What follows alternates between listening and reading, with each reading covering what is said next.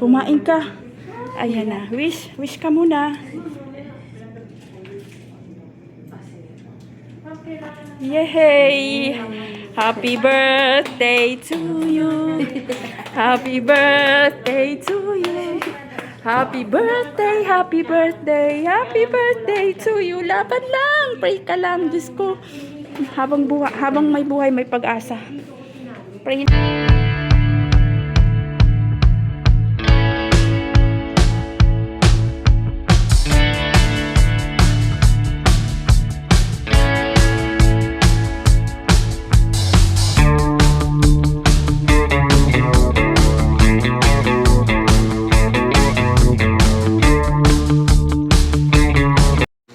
Hi guys! Welcome back po ulit sa aking YouTube channel, Ate Jo TV. Magandang araw po sa inyong lahat. For today's video ay magdadalaw tayo ng isang kaibigan. Dadalaw po kami guys sa aking kumari, sa aking kaibigan, sa aking pinsan na nasa ospital. Ngayon po pala ay day off namin ni Mr. Day off namin ng aming pamilya sa pag-barbecue. Kaya po, ito po ay ni-schedule ko talaga sa pagdalaw sa aking kaibigan na nasa ospital guys. Tapos ngayon, nagluluto pala ako ng sinigang para yun yung dadalhin sa kanya kasi ayaw niya guys ng mga karne. Ang gusto niya mga isda. Kaya nagsigang ako ng isda at saka ihaw ako ng bangus. Boneless na sinigang na bangus. Tapos boneless din po na inihaw na bangus. Yes, boneless. Ano ba? Boneless. Nagre-react si Mr. Tapos, boneless na bangus. Buti na lang marunong tayo mag-boneless. Kaya, binoneless ko na at meron din ako pang boneless.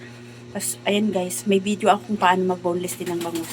Check mo po dyan sa aking YouTube channel. Tapos, ayun, papunta na kami. Ngayon po pala ay January 7. Ayun, first week ng taon. Magdadalaw tayo ng may sakit na kaibigan sa ospital. Tapos, ayun po yung una nating gagawin. Birthday niya. At ngayon din po ay birthday niya. Ayun, happy birthday sa aking kumare, sa aking pinsan, sa aking kaibigan, sa ninang ng aking anak, yung ate namin, ninang niya yun. Tapos, ayun, may pa-surprise tayo, hindi niya alam na may dala kaming cake. Ang request lang niya is, magdadala daw kami ng ulam, wag daw yung mga karne. Magsabi niya kung gusto daw namin magdala ng ulam, wag daw karne, ayaw niya ng karne, isda na lang. Yung naalala ko kasi guys, bumibili siya sa amin or yung mister niya, nagpapaihaw ng bangus dun sa aming ihawan. Kaya, yun, alam ko paborito niya yung bangus. Kaya nagsigang ako ng bangus, sinigang na boneless bangus. Tapos ito guys, Sinigang na boneless. Sinigang na boneless bangus. Sinigang na boneless bangus, tapos inihaw na boneless din na bangus. Tapos, ayun, wish granted ang gagawin ko sa kanya. Yun nga. Tapos, nag-request din siya ng longgan. Kaya dadaan kami ngayon sa fruit stand kung meron kami makitang longgan doon. Tapos, meron akong pa-cake kasi yung ate namin, yung ate Giselle namin, marunong mag-bake ng cake. Kaya, ayun, bali, ano na natin, pabor na di na ako bumili ng cake, nagpagawa na lang ako sa kanya ng cake. Binili ko pa rin, pero at least, yung ate namin magaling mag-bake yun. Pakita ko sa inyo kung ano yung tsura ng cake. Yun lang po guys, update ko kayo mamaya. Ito pala yung aking sinigang na bangus. Pakita ko sa inyo. Ayan po yung ating sinigang na boneless bangus. Kinaliskisan na rin pala. Nakaliskisan na rin namin yan. Hindi ko nakalimutan kung ano. Pero yun, sinigang na boneless bangus. Ayan yung taba niya guys. So, sarap po. Ayan yung sa kanyang tiyan. Ayan, sinigang na boneless bangus. Tapos, lagyan ko na ng kangkong. Hinuhuli ko yung kangkong para ano pa rin siya, crunchy pa rin siya pag hindi ma-overcook yung kangkong. Ayan yung dadalhin natin sa kanya. Ayan, ang aking kaibigan pala guys, yung aking kumari ay stage 4 na yung sakit niya, Diyos ko. Stage 4 ano siya guys, may bukol sa kanyang baga. Kaya yun, hindi ko alam kung makapag-video or payagan tayo mamaya mag-video doon sa kanya. Yun, okay na yan, i-off ko na yung apoy. Tapos ilalagay ko lang siya sa tumbler. Ito yung paglalagyan ko. Para mainit pa rin siya guys, dito natin siya ilalagay sa tumbler na to. So yun, tapos update ko kayo pag nakaalis na kami ni Mister. Tapos may nagsaing din pala ako, nagsaing din pala si Bunso. Yun, magdadala na rin tayo ng kanin, baka wala siyang kanin doon. Tapos ngayon ay birthday niya, sinigang na bangus, inihaw na bangus, Yun yung handa niya na hindi niya, alam niya na may sinigang na bangus pero hindi niya alam na may pa-cake tayo. Tapos yun, munting pa-cake, isang cake na maliit, tapos magdadala tayo ng longgan na request niya, longgan na prutas. Ito na pala guys yung boneless, inihaw na bangus. Inihaw na ni Mister, binalot ko siya sa cling wrap, tapos ganyan na lang, ilagay ko na lang siya sa paper bag. Ayun, yung ating boneless, inihaw na bangus. Tapos nailagay ko na rin yung ito yung sinigang na bangus dito sa lagayan para hindi siya lalamig. Papunta na po kami dalawa ni Mr. guys dun sa ospital na pagdadalawan namin. Kaya tara po, samahan niyo po kami at yun si Mr. kasama ko. Ayun yung daladala nating cake. Ayun siya guys, tapos yung ating inihaw na bangus saka yung sinigang na bangus. Ayan, let's go!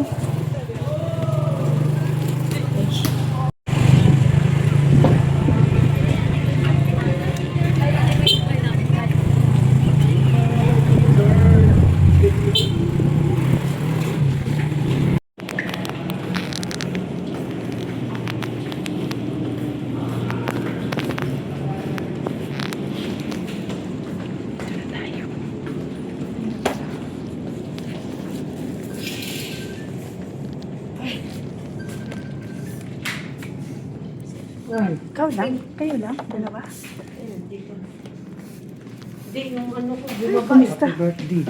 Happy birthday to you! Wait lang.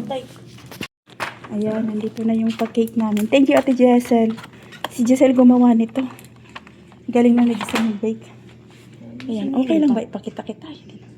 Ayan yung aking friend. Hindi ko na ipakita yung mukha. Okay lang? Okay lang. Ayan siya guys. Aking kumari, aking pinsan. Birthday niya ngayon, January 7.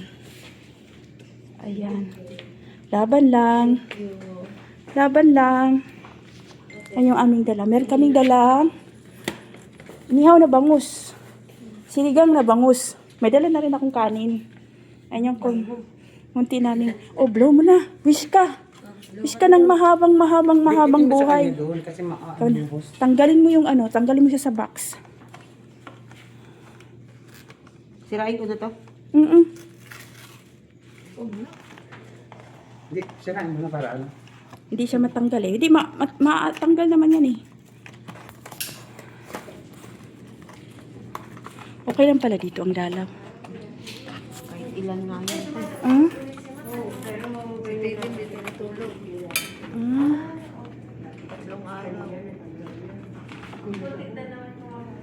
Kumain ka. Ayan na. Wish ka muna. Yay! Happy birthday to you. Happy birthday to you. Happy birthday, happy birthday, happy birthday to you. Laban lang. Pray ka lang. Diyos ko. Habang may buhay, may pag-asa. Pray lang, pray. Ayun na. Tapos, kain ka na. Meron kaming dalang sinigang na bangus. Nilagay ko dito para mainit pa. Tapos, inihaw na bangus. May dala akong kanin. Yun lang yung aming makayanan. Tapos yung longgan. Anuhin mo na yan kasi na siya. Yung patuyo na oh. Yung Pasko pa yata yan. Kain ka na. Ay, Diyos ko. Kain kayo. Kain ka na. Sabaw. Kain ka. Anong oras ba tayo umalis? Tres. Hindi ko na matandaan. Yan guys.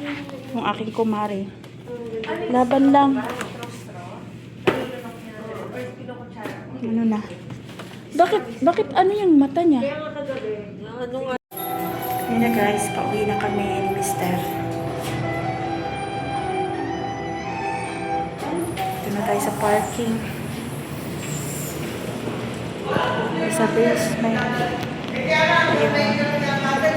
Yun, malakas pa rin si kumari namin. May sakit. Laban lang. Tapos dito tayo sa... Dati may bahay kita, ngayon wala na. parking.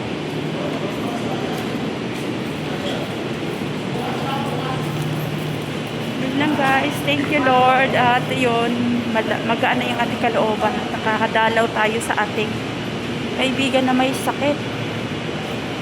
Yun, masaya siya sa ating daladalang ano. Na-miss niya kasi yung mga pagkain na lutong bahay. Kasi iba naman, alam natin yung pagkain sa ospital, iba yung lasa. Walang lasa. Kaya yung nakita nyo kanina, niluto ako siya ng sinigang na bangus, tapos inihaw na bangus.